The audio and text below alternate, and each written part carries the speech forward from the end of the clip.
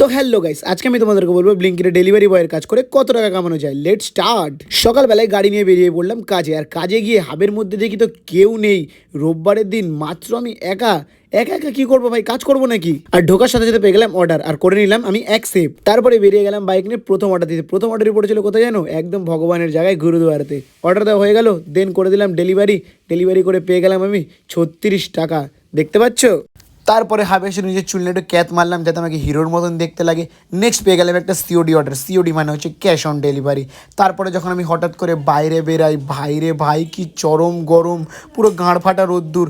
আর বাইরে বেরিয়ে ভাই পুরো ঘেমে গেছি আমি, পুরো অবস্থা আমার টাইট। তারপর দেখছি হঠাৎ করে আবার বৃষ্টির ওয়েদারও চলে এসে, আর বৃষ্টি শুরুর সাথে সাথে সবাই পরে নিল নিজেদের রেনকোট, কারণ রেন সার্জের টাকা যে নিতে হবে। ভাই কাজ করতে করতে হয়ে গেছিল রাত, আর রাতে আমার ভাই জিজ্ঞেস করছে কিরে ভাই কত কামালি, আমি তো বলতে রাজি না, কিন্তু এই বানাটা আমার গাড়ির সাথে খোঁচাখুচি করছিল, আমার একদম পছন্দ না। তো গাইস, মিনি ব্লগটা কেমন লাগলো জানিও। দেখা হচ্ছে পরের কোনো মিনি ব্লগে, ততক্ষণের জন্য bye bye, see you, good night.